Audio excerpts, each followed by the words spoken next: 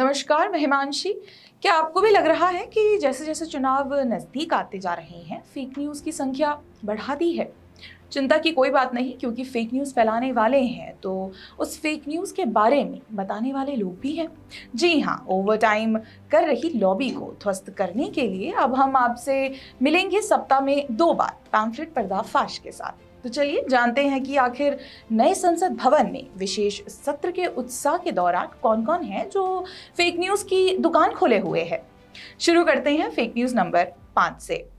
मोहब्बत की दुकान खोलने वाले राहुल गांधी इसके पैकेट में चुपके से फेक न्यूज़ बांटने लगे हैं और इसका प्रमाण हाल ही में उनका तेलंगाना दौरा है, जहां उन्होंने केसीआर को लेकर सार्वजनिक सभा में भ्रामक दावा कर दिया है। ये राहुल गांधी के लिए तो नॉर्मल है, क्योंकि वो अपने विचारों को ही तथ्य मानते हैं, पर उनके विचारों को तथ्य की तरह स्वीकार करने के लिए हम बाध्य नहीं हैं।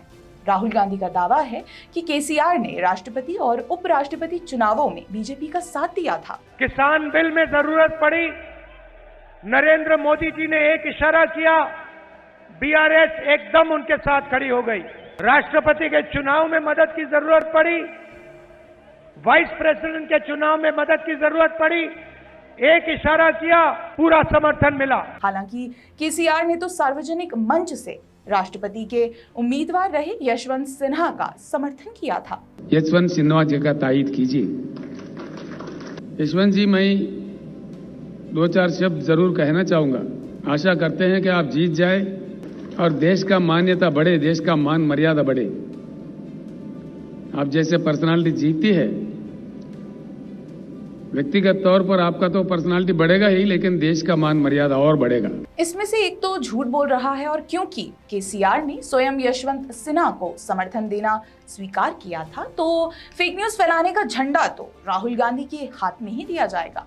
खैर, चुनावी रैलियों में आगे भी ऐसे झूठे दावे के लिए तैयार रहते हुए हम बढ़ते हैं फेक न्यूज़ नंबर 4 की ओर। अब आप ही बताइए, बीबीसी का नाम बदलकर भ्रामक ब्रॉडकास्टिंग कॉर्पोरेशन रख दें क्या? बीबीसी के अब 3 ही काम रह गए हैं। उठो, फेक न्यूज़ फैलाओ और पीआईबी फैक्ट चेक कर दे तो कोई परवाह नहीं, फिर से उसी काम पर लग जाओ। अब बीबीसी ने दावा किया कि इसरो के लिए लॉन्च पैड बनाने वाले heavy engineering corporation limited (HIC) के कर्मचारियों का 18 महीने का वेतन बकाया है।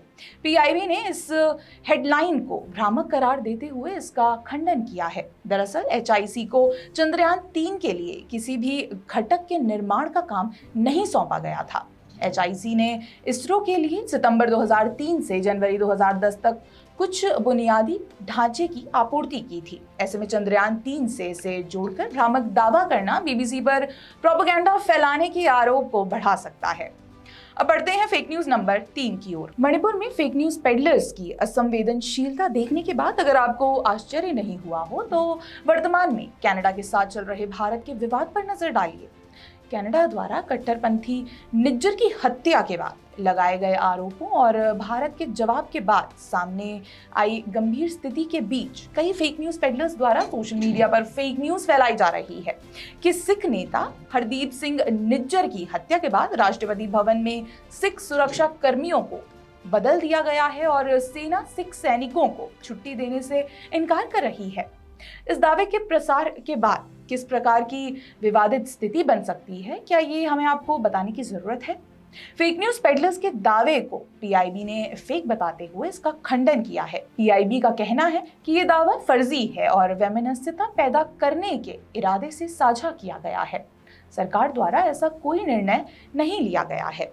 इसी के साथ बढ़ते हैं फेक न्यूज़ नंबर 2 की ओर। अब जिस अगली भ्रामक खबर का हम फैक्ट चेक करने जा रहे हैं, उसे फैलाने में सबसे बड़ा योगदान है यूट्यूबर प्रज्ञा मिश्रा का। हालांकि प्रज्ञा के फोटे को ध्वस्त करते हुए टाइम्स ऑफ इंडिया, जैसे कुछ लोग टॉयलेट ऑफ इंडिया भी कहते हैं, इस खबर को उनसे पहले प्रकाशित करके फेक न्यूज में अपना योगदान दे चुका है। टाइम्स ऑफ इंडिया का दावा था कि उत्तर रेलवे के लखनऊ डिवीजन ने 3 वर्षों में 168 कृतंकों को पकड़ने के लिए 69.5 लाख रुपए खर्च किए हैं, जो कि प्रति कृतंक 41,000 रुपए है।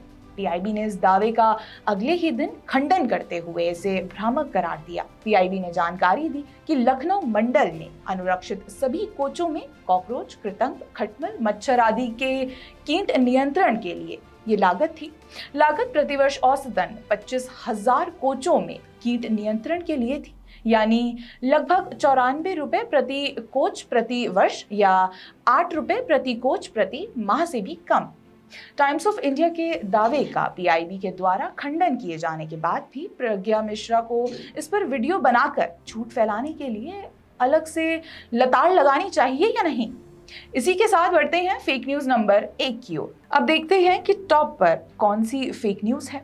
दुर्भाग्य से ये भी इसरो से ही जुड़ी हुई है, जिसे कई दलों और फेक न्यूज पेडलर्स द्वारा फैलाया गया है। पर संसद तक इस फेक न्यूज को ले जाने का काम टीएमसी सांसद ने किया है। टीएमसी की सांसद घोष दस्तीदार ने लोकसभा में दावा कर दिया कि इसरो के महिला वैज्ञानिकों को कई महीनों से तनख्वाह नहीं मिली है, इसलिए महिला आरक्षण एक ढकोसला है। In ISRO, the women scientists, even after sending the Chandrayaan, they are not being paid their salary. So you have to respect women. TMC सांसद की फेक न्यूज का जवाब तो केंद्रीय मंत्री किरेन रिजिजू ने सदन में ही देकर खंडन कर दिया, जिसमें बताया गया कि न सिर्फ इसरो वैज्ञानिक बल्कि इससे जुड़े रिटायर्ड साइंटिस्ट को भी नियमित सैलरी प्रदान की गई है। आप खुद सुनिए उन्होंने क्या कहा। She said that ISRO scientists are not getting regular salaries. The ISRO scientists themselves, including some of the scientists who have retired and who are regularly in touch and supporting ISRO, have clearly said that every regular employees, including those who are pensioners, are getting regular on-time salaries and pensions. And the women scientists of the ISRO have made special mention that Prime Minister Narendra Modi has given the best support to the ISRO. And they have made the country. TMC सांसदों द्वारा on सदन या of सदन fake news फैलाने का काम करना निराशाजनक है। शायद इन सांसदों को नहीं पता कि सरकार के विभाग कैसे काम करते हैं और उनमें सैलरी पेमेंट का प्रोटोकॉल क्या होता है। इसरो जैसे विभाग या संस्थान तो इतने महत्वपूर्ण हैं, ये बताने की जरूरत नहीं है। टीएमसी सांसद की बेसिक नॉलेज ही उन्हें ये कहने पर मजबूर कर रही है। सदन में ऐसा भ्रामक दावा कोई सांसद नहीं बल्कि वही कर सकता है जो किसी और ग्रह से आया हो।